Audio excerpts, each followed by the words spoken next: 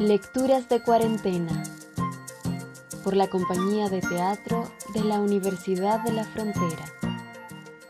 Con ustedes, El témpano de Canasaca, del escritor chileno Francisco Coloane.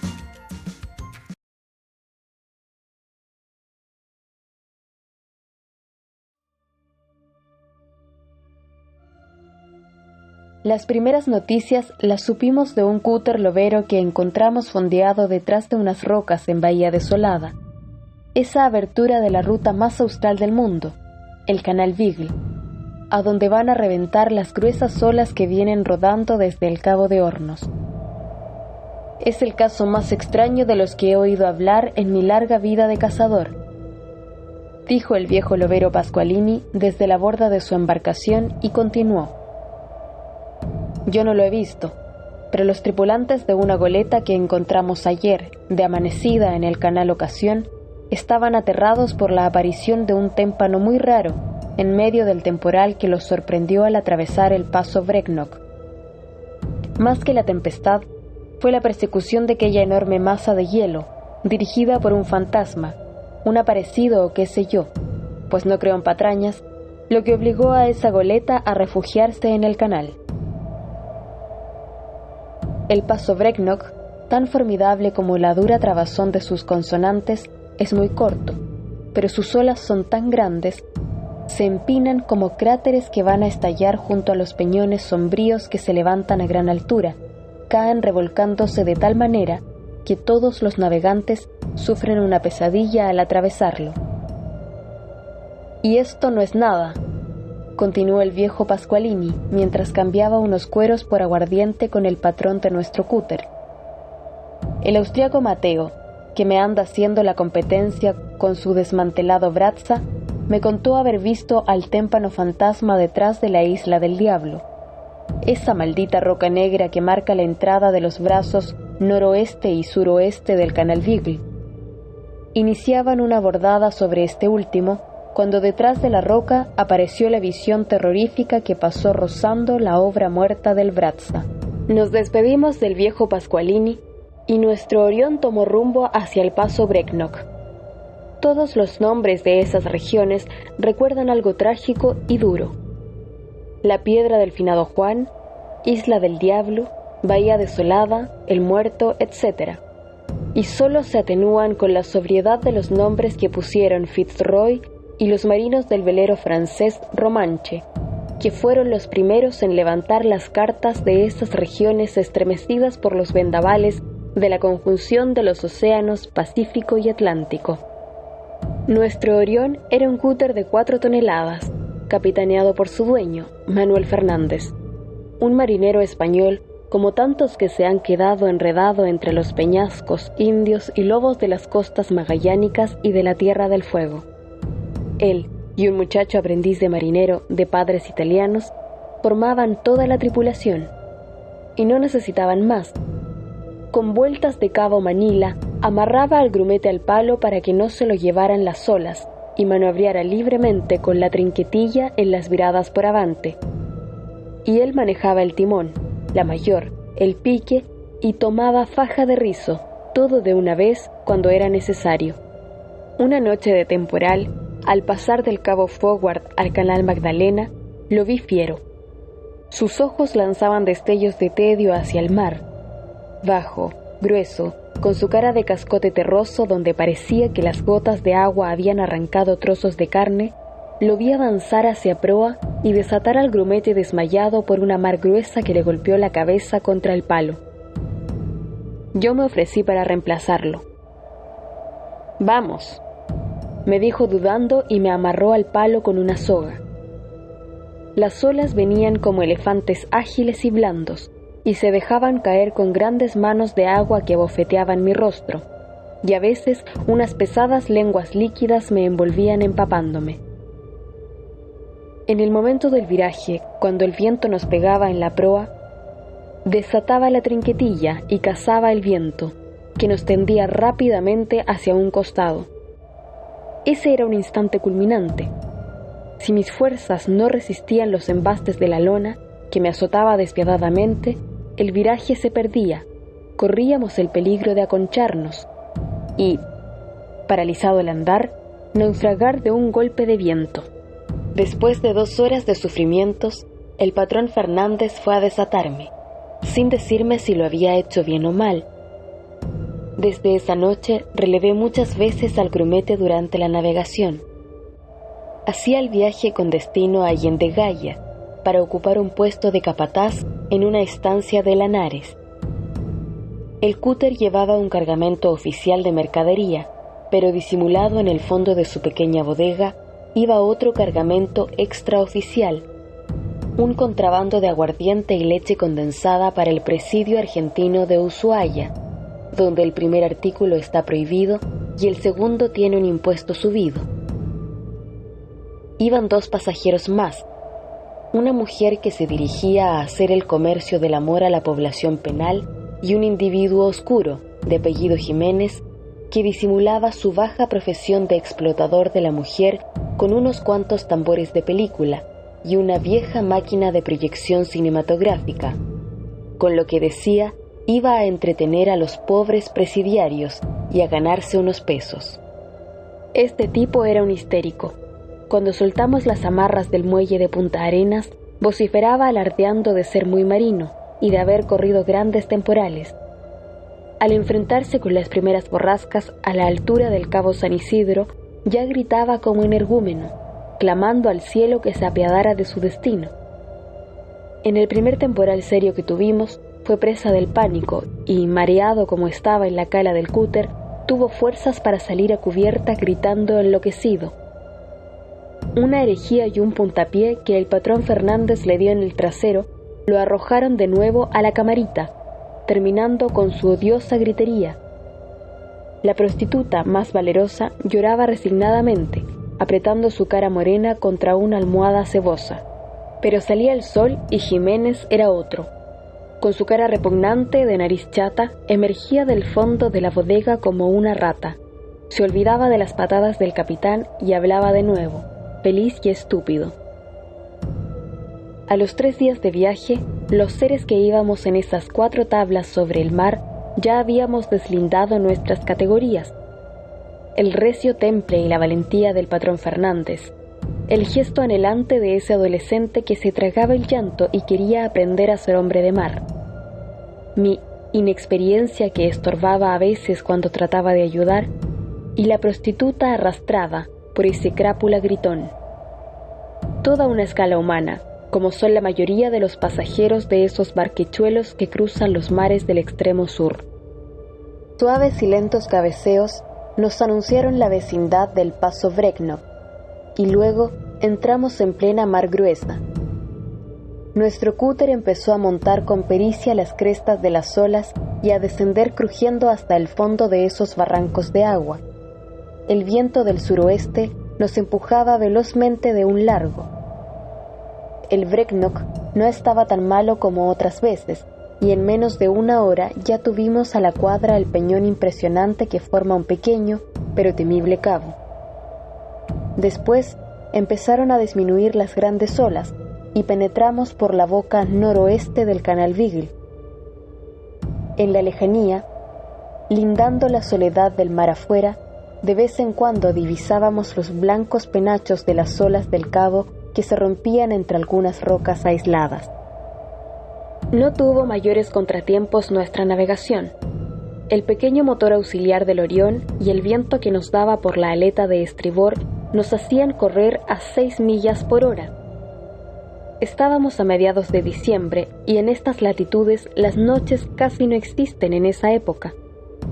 Los días se muerden la cola, pues el crepúsculo vespertino solo empieza a tender su pintado de sombras cuando ya la lechosa claridad de la aurora empieza a barrerlas. Avistamos la isla del Diablo a eso de las 3 de la madrugada.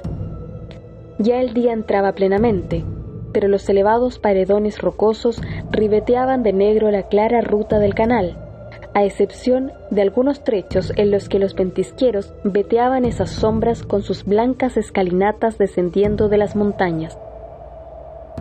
El cataclismo que en el comienzo del mundo bifurcó el canal Beagle en sus 2 brazos, el noreste y el suroeste, dejó como extraño punto de ese ángulo a la isla del Diablo, donde los remolinos de las corrientes de los 3 canales hacen muy peligrosa su travesía, de tal manera que los navegantes han llegado a llamarla con ese nombre espantable. Y ahora tenía una sorpresa más. Allí rondaba la siniestra mole blanca del témpano que llevaba a su bordo un fantasma que aterrorizaba a los navegantes de la ruta. Pero pasamos sorteando la enrevesada corriente, sin avistar el extraño témpano. «Son patrañas», exclamó el patrón Fernández, mientras evitábamos los choques de los pequeños témpanos que, como una curiosa caravana de cisnes, pequeños elefantes echados, góndolas venecianas, seguían a nuestro lado. Nada extraño nos sucedió, y seguimos tranquilamente rumbo a Canasaca y a Yendegaya, donde debía asumir mis labores campesinas. Antes de atravesar hacia Yendegaya, debíamos pasar por la tranquila y hermosa bahía de Canasaca. Todas las costas del Beagle son agrestes, cortadas a pique hasta el fondo del mar. Dijérase que éste ha subido hasta las más altas cumbres de la cordillera de los Andes, o que la cordillera andina se ha hundido allí en el mar. Después de millas y millas entre la hostilidad de la costa de paredes rocosas, Canasaca, con sus playas de arena blanca, es un oasis de suavidad en esa naturaleza agreste. Siguen a la playa verdes juncales que cubren un dilatado valle y luego los bosques de robles ascienden hasta aparragarse en la aridez de las cumbres. Una flora poco común en esa zona se ha refugiado allí. El mar entra zigzagueando tierra adentro y forma pequeñas y misteriosas lagunas donde los peces saltan a besar la luz, y detrás, en los lindes del robledal, está la casa de Martínez, único blanco que, solitario y desterrado, por su voluntad o quizás por qué razones, vive rodeado de los indios yaganes. En medio de esa tierra salvaje, mi buen amigo Martínez descubrió ese refugio de paz y belleza y, romántico irreductible, muchas noches lo encontré paseando al tranco de su corcel junto al mar, acompañado solo de la luna, tan cercana que parecía llevarla al anca de su caballo.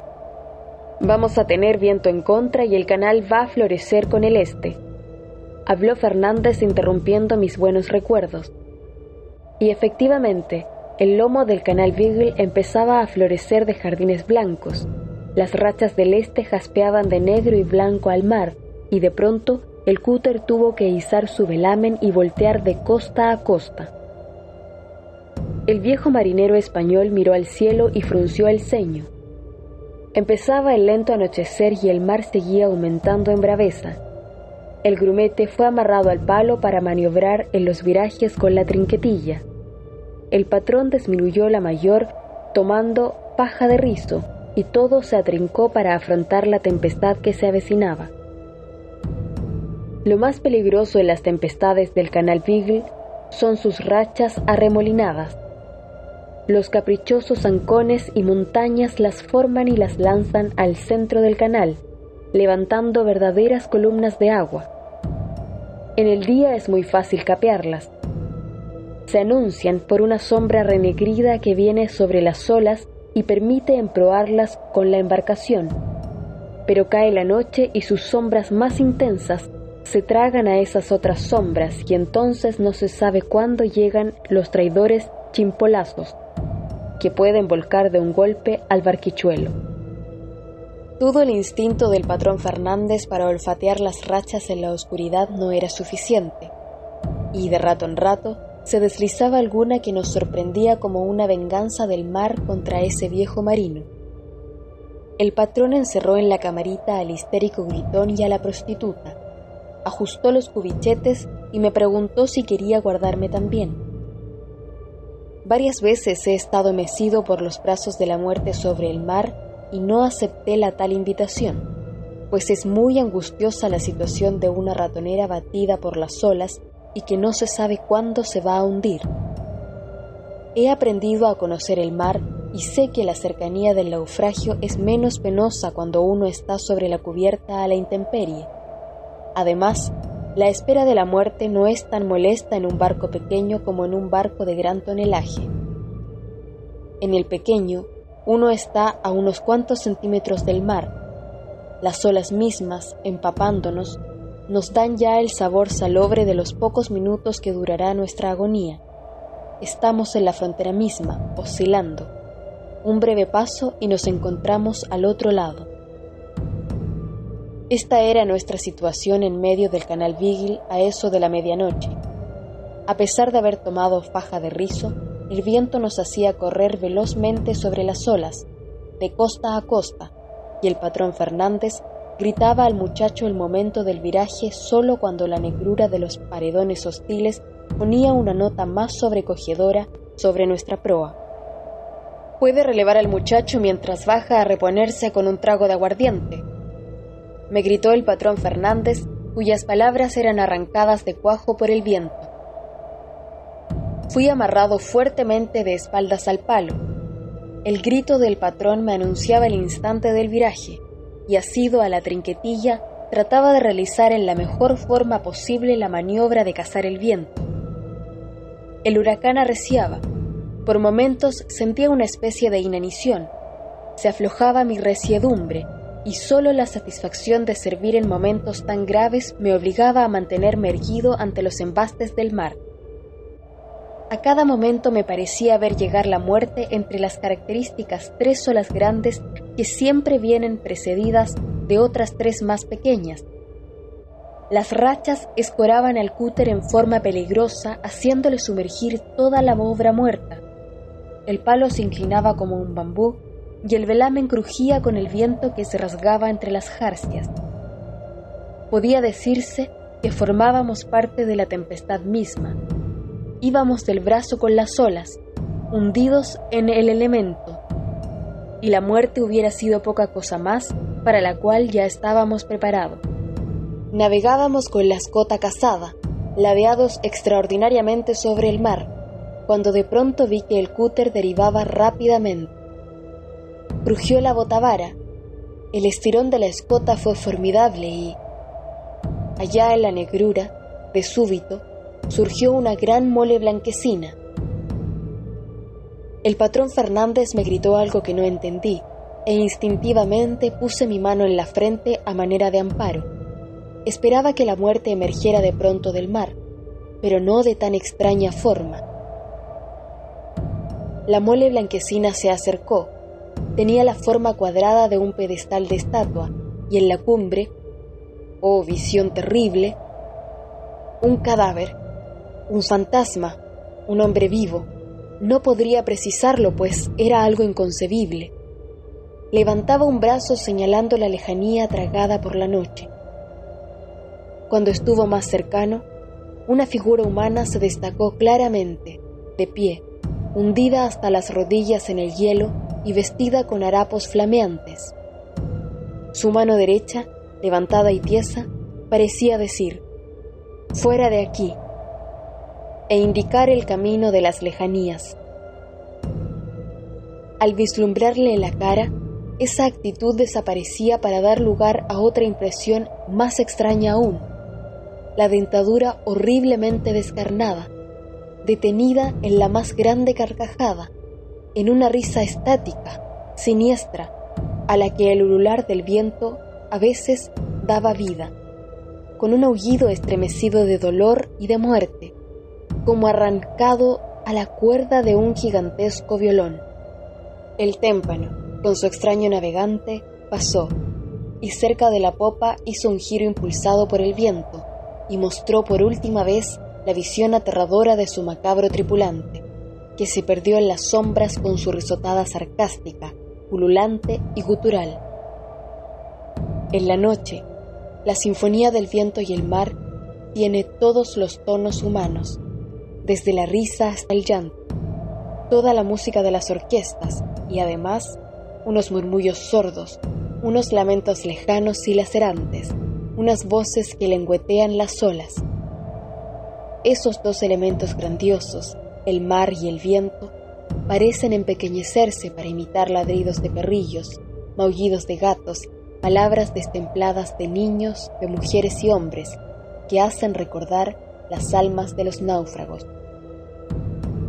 Voces y ruidos que solo conocen y saben escuchar los hombres que han pasado muchas noches despiertos sobre el mar. Pero esa noche, esta sinfonía nos hizo sentir algo más, algo así como esa angustia inenarrable que embarga el espíritu cuando el misterio se acerca. Era la extraña aparición del témpano. Al amanecer, lanzamos el ancla en las tranquilas aguas de la resguardada bahía de Kanazaka. No lo hubiera creído si no hubiera visto esa sonrisa horrible de los que mueren helados y esa mano estirada que pasó rozando la vela mayor. Si no derivó a tiempo, nos hubiera hecho pedazos, exclamó el patrón Fernández.